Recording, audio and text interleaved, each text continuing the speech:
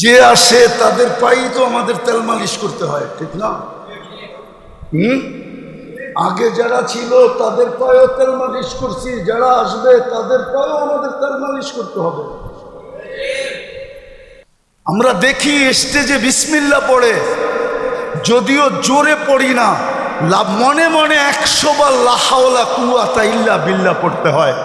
যে বিসমিল্লাহ কি পড়লো, এ নাকি জাতির কর্ণধার হবে? বিসমিল্লাহই পড়তে পারে না, ও কি জাতির কর্ণধার হবে? ও জাতিকে কি রাস্তা দেখাবে? ও কি আমানতদার হবে? তো বিসমিল্লাহই পড়তে পারে না।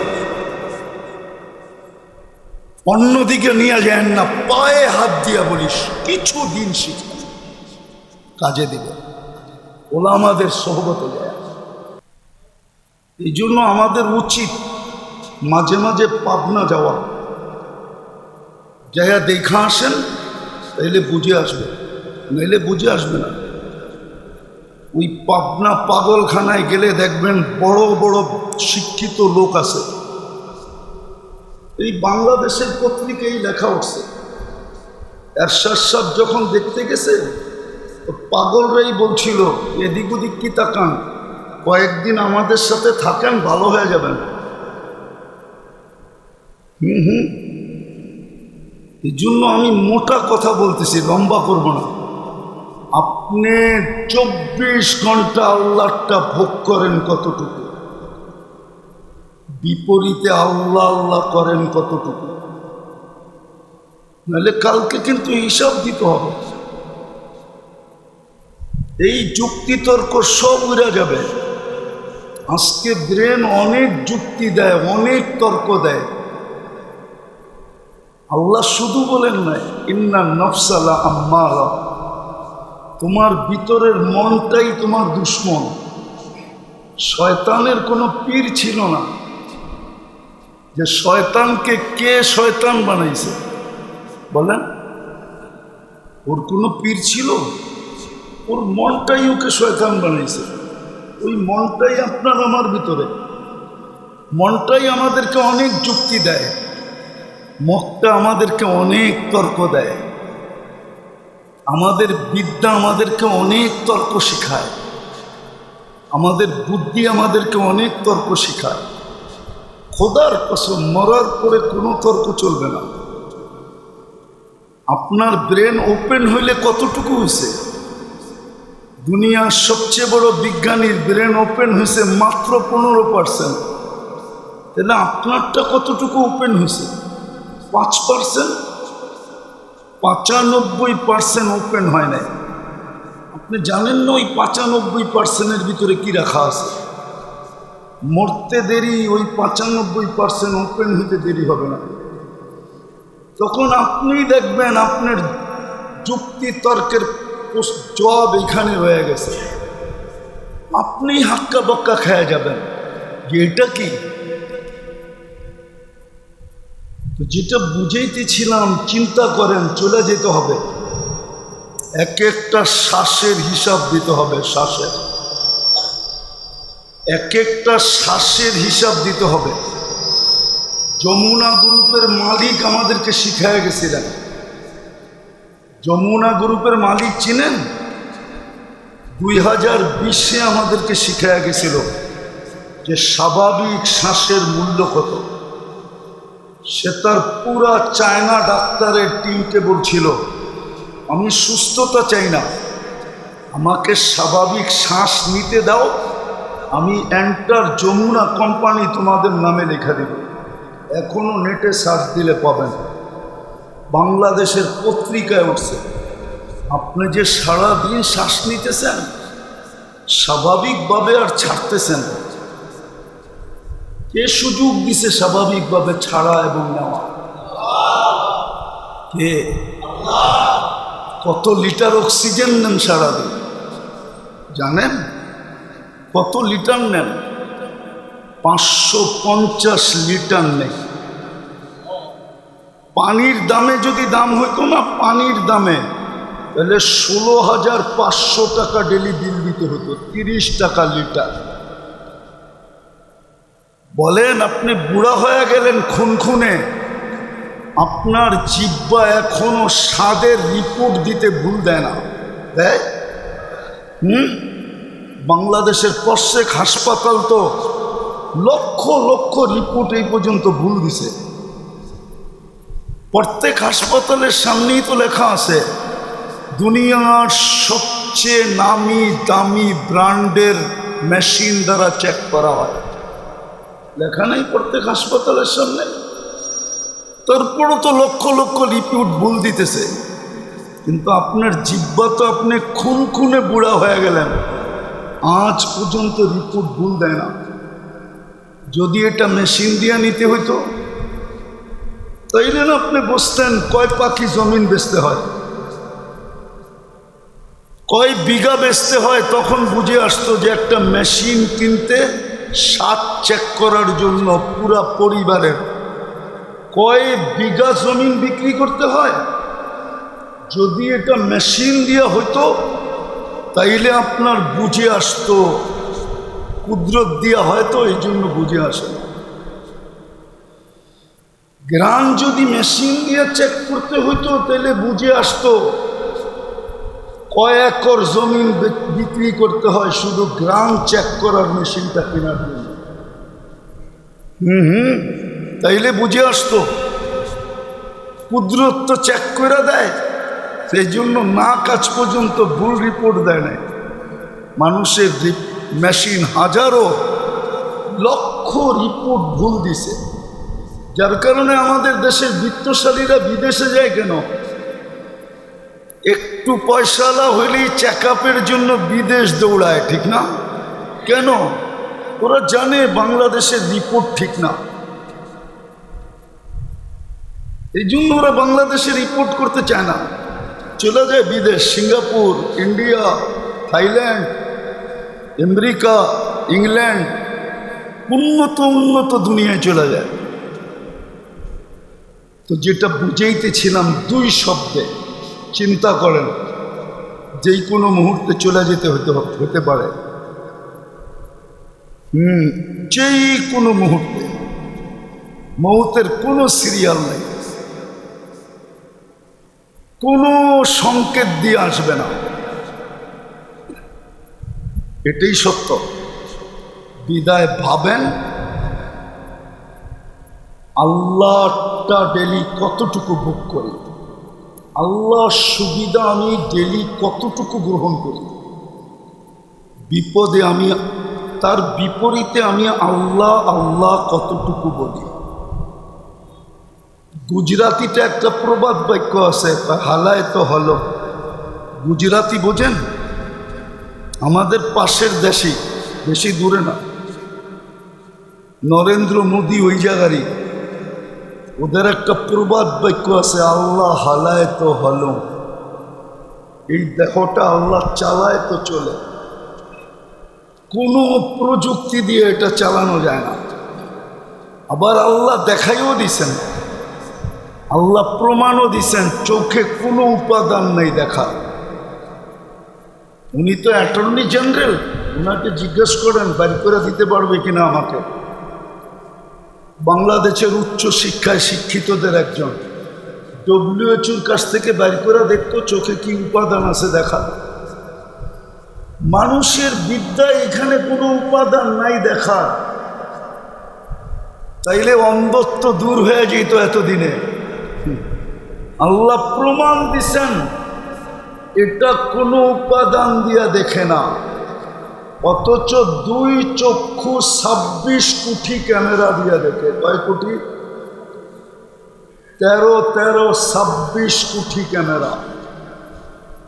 যখন আপনি তাকান না তো একসাথে 26 কোটি ক্যামেরা ফ্লাশ হয়। ফ্লাশ বুঝেন? 26 কোটি ক্যামেরার বাতি একসাথে জ্বলে ওঠে, এদিকে এদিকে এদিকে বসো,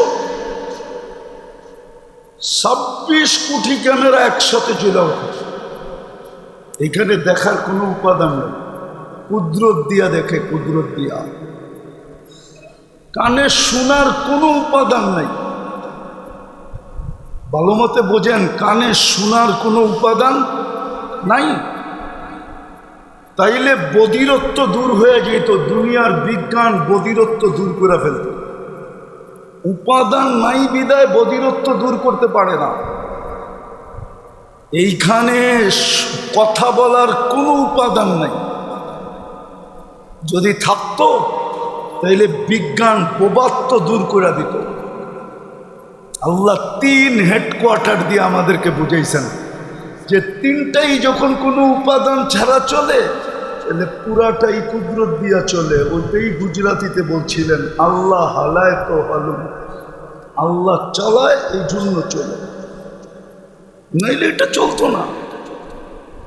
প্রযুক্তি দিয়ে চালাইতে হইলে খবর ছিল, বাড়ি আর ঘর আর টাকা আর পয়সা। এই জন্য আমি সংক্ষেপে কথার শেষ জায়গায় চলে আসছি। ভাবেন আল্লাহটা সারা দিনে আল্লাহর থেকে কতটুকু বেনিফিট নেই, সুযোগ সুবিধা কতটুকু গ্রহণ করি, আল্লাহটা সারা দিনে কতটুকু ভোগ করি। বিপরীতে আমি আল্লাহ কতটুকু করি। জানি না একটা কথা বুঝবেন কি বুঝবেন না। এক আল্লাহওয়ালা নাকি কবরস্থানে বসে কাঁদতেছিল। যুবক যে জিজ্ঞাসা করছে, বাবা তুই কবরস্থানে কাঁদিস কেন? তোর কান্না দেখবে কে? আর তোর প্রয়োজনই বা কবরস্থানে মেটাবে কে? ও ভাবছে আল্লাহওয়ালার কোনো প্রয়োজন আছে, এই জন্য কবরস্থানে বসে কাঁদতেছে। বাবা জবাব দিছে, বেটা আমি বুঝাইলে কি তোর বুঝে আসবে? বলছে বলো না বাবা, দেখি বুঝে আসে কিনা। তো বলতেছিলেন, সচক্ষে দেখতেছি এই কবরস্থানের মানুষগুলা যখন উপরে ছিল তো সারা দিন আল্লাহ মাফ করার জন্য ডাকতেছিল। কসম খোদার 24 ঘন্টা আল্লাহ মাফ করার জন্য ডাকে। কে ডাকে? চিনেন আল্লাহ? আল্লাহ তো চিনি না। চিনেন আল্লাহ? যুবক তো আল্লাহ চিনে না। ওর যৌবনের জোয়ার এতটুকু যে ও আল্লাহ ভুলে গেছে। ও ভুলেই গেছে যে ওর যৌবনকে দিল। যৌবনের তরঙ্গ এতটুকু হয়েছে যে ভুলে গেছে কে যৌবন দিল, কি দামি জিনিস দিল। জিজ্ঞেস করেন যুবকদেরকে, সারা দিনে একবার আল্লাহ মনে ওঠে কিনা জিজ্ঞেস করেন। হাত উঠাক একজন যে আমার ডেলি মনে ওঠে। ও তো যৌবনের তরঙ্গে ভুলে গেছে যে ওরে যৌবন কে দিল, কয়েক টাকা দামের জিনিস দিল। রাগ হয়ে যাবে আমার সমাজ। শিক্ষিত লোকগুলো শিক্ষা পাওয়ার পরে ভুলে গেছে, ধনী লোকগুলো ধন পাওয়ার পরে ভুলে গেছে, শিল্পপতিরও শিল্প পাওয়ার পরে ভুলে গেছে, জাগা জমিনওয়ালারও জাগা জমিন পাওয়ার পরে ভুলে গেছে। রাগ হয়ে যাবেন বলবো, আপনাদের এলাকাটা শিল্প এলাকা হওয়ার পরে আপনারাও ভুলে গেছেন। কেননা জমিনের দাম আকাশের সাথে উঠে আকাশ চুমু হয়ে গেছে, না হয় নাই? সোনাও তো হার মানায়, ঠিক না? সোনার দামও কম, ঠিক না? আপনাদের জমিনের দামের চেয়ে বেশি। সারা বাংলাদেশ আপনাদের এখানে আসে, ভুলে গেছে। নাইলে আমরা তো এই দেশের নাগরিকই। এই দেশের কিছু জায়গা তো আমরা চিনি, এমন না যে চিনতাম না। আমরা তো চিনি, শ্রীপুর আজও চিনি, আবার ওই 81 সনেও চিনি। 81 সনেও শ্রীপুর আসতাম, চিনি। 81 থেকে আজকে 2025 চিনি। তখন কি ছিল, এখন কি? সবাই পাওয়ার পরে ভুলে গেছে। এই জন্যই আল্লাহকে চিৎকার দিতে হয়, মান আরাদা আন্নি নাদাইতুহু মিন করিব। আল্লাহ বলে পাওয়ার পরে যখন ভুলে যাও তারপরও আমি তোমাকে স্মরণ করাইতে আসি। নাদাইতুহু মিন করিব, তারপরও আমি তোমাকে স্মরণ করাইতে আসি। নাহলে রবি আসার প্রয়োজন ছিল কি? কিতাব পাঠানোর দরকার ছিল কি? আলেম ওলামাদের আপনাদের পিছে পড়ার দরকারটা ছিল কি? উন্নত দুনিয়া আমাদেরই দরকার ছিল কি আপনাদের পিছে পড়ার? সবার জীবন যেমনি চলে আমাদেরটা অমনি চলতো। সবাই যেইভাবে জীবন কাটায় আমরাও ওইভাবে কাটায় নিতাম, সংসার চালায় নিতাম। আপনাদের পিছে পড়ার দরকার কি? ওপেন দুনিয়া এখন, দুনিয়াতে ওপেন, সারাটা দুনিয়া এখন ওপেন। হুজুরও দুনিয়ার কোথাও না কোথাও যে কিছু করে জীবন কাটায় নিত। আপনার পায়ে তেল মালিশ করার দরকারটা কি ছিল? যে আসে তাদের পায়েই তো আমাদের তেল মালিশ করতে হয়, ঠিক না? আগে যারা ছিল তাদের পায়েও তেল মালিশ করছি, যারা আসবে তাদের পায়েও আমাদের তেল মালিশ করতে হবে। কি দরকার ছিল? রাগ হয়েন না, আমি বুঝানোর জন্য বলতেছি। বিশেষ করে আমার তো দরকার হইতো না, অন্য হুজুরদের দরকার হইলে হয়তো, আমার দরকার হইতো না। আলহামদুলিল্লাহ সারা দুনিয়া আমার জন্য ওপেন। আমি অহংকার করে বলতেছি না, আমার শুধু এয়ারপোর্টে যে টিকিট নিলেই হয়। কেউ আবার অহংকারী মনে করুন না। আমরা কেন আপনাদের পিছিয়ে পড়তাম?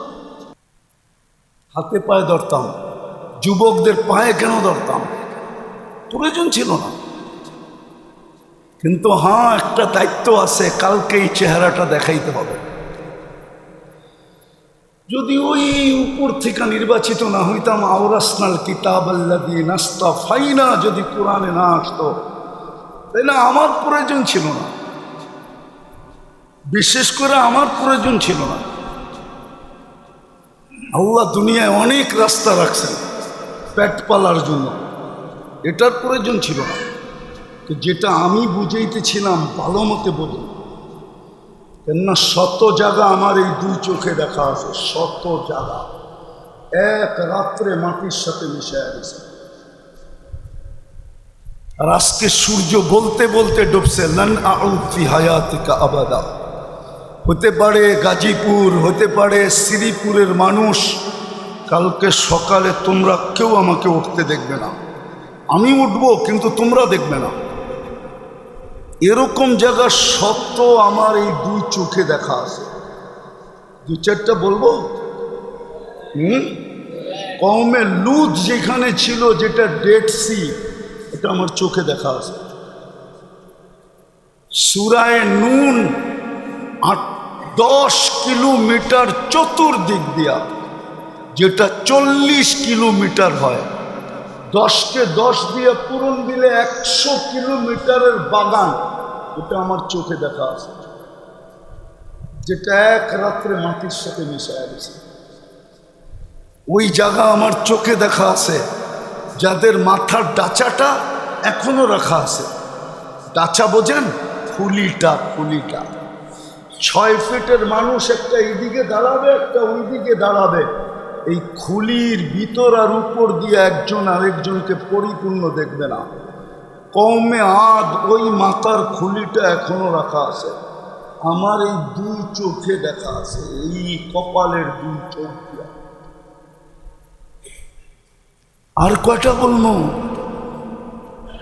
কোরআনে যত জায়গার কথা আছে, যত জাতির কথা আছে, সব আমার চোখে দেখা শেষ। এই জন্যই কথার শুরুটা ছিল, ভাবেন কালকে কেউ হবে না আপনার পক্ষে। সত্য এটা, নাইলে কোরআন চিৎকার দিত না, ইয়াউমা ইয়াফিরুল মারউ মিন আখি ওয়া উম্মিহি ওয়া আবি ওয়া সাহিবাতিহি ওয়া বানি। কোরআন ওই সম্পর্কগুলো নিয়ে আসছেন যার উপরে কোনো সম্পর্ক দুনিয়াতে হয় না। হুজুররা বলুক এর চেয়ে কোনো সম্পর্ক দুনিয়াতে হয় কি না? ইয়াউমা ইয়াফিরুল মারউ মিন আখি ওয়া উম্মিহি ওয়া আবি ওয়া সাহিবাতিহি ওয়া বানি। একই কোনো সম্পর্ক দুনিয়াতে হয় না। আবার আল্লাহ তাআলাও বলছে হামিমুন হামিমা, বন্ধু ও বন্ধুর দিকে তাকানোর সুযোগ হবে না। একটু আগেই বলছিলাম, নাহলে আবু তালেবের কবর আমাকে কাঁদাইতো না। বিদায় পাবেন, 24 ঘন্টা আল্লাহটা ভোগ করেন কতটুকু, আর আল্লাহ আল্লাহ করি কতটুকু। কালকে কিন্তু হিসাব দিতে হবে। যদিও আজকে মনের ধোকায় পড়ে আছি, কোরআন এটাও ইঙ্গিত দিছেন লা ইয়াগুররান্নাকুম বিল্লাহিল গারুর, তোমাকে যেন ধোকায় না দেয়, তুমি যেন ধোকার শিকার না হও। এই জন্য কোরআনে একটা সূরার নামই আছে ধোকা, তাগাবুন। কিয়ামতের দিনের নাম আছে ইয়াউমাত তাগাবুন। ওই দিন সমস্ত ধোকা উন্মোচিত হবে।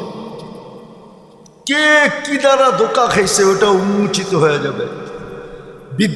বিদ্যা দ্বারা ধোকা খাইছে উন্মোচিত হবে, বুদ্ধিওয়ালা বুদ্ধি দ্বারা ধোকা খাইছে উন্মোচিত হবে, বিবেকালা বিবেক দ্বারা ধোকা খাইছে উন্মোচিত হবে, পদালা পদ দ্বারা ধোকা খাইছে উন্মোচিত হবে, শক্তিওয়ালা শক্তি দ্বারা ধোকা খাইছে উন্মোচিত হবে, ক্ষমতাওয়ালা ক্ষমতা দ্বারা ধোকা খাইছে উন্মোচিত হবে।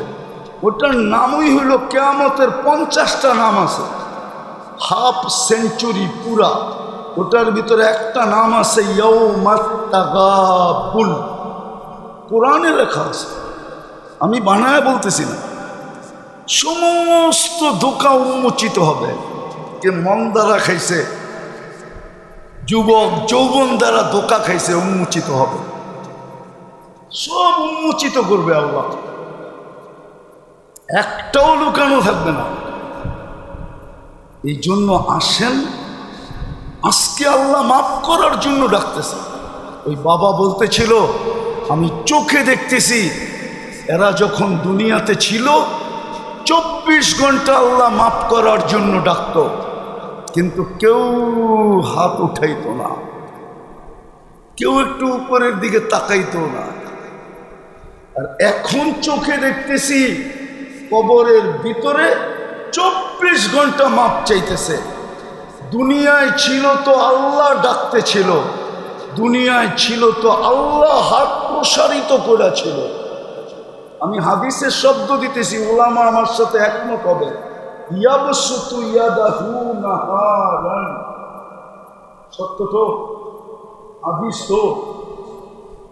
ইয়াবসুতু ইয়াদাহু, ইয়াদু জাল্লে জালালু, কুদরতি হাত প্রসারিত করে বসা থাকতেন, কিন্তু কেউ মাপ চাইতো না, কেউ উপরের দিকে তাকাইতো না। বাবা বলতেছিল এখন দেখতেছি, আমার চোখ দেখতেছে এই কবরের ভিতরে সবাই 24 ঘন্টা মাপ চাইতেছে, কিন্তু একবারও ফিরা তাকায় না। কোরআন বলে কোনো দিন ফিরা তাকাবে না। একবার তো দূরের কথা, কোনো দিন ফিরা তাকাবে না। হ্যাঁ, একদিন আসবে, একদিন আসবে, কোরআন বলবে একদিন আসবে।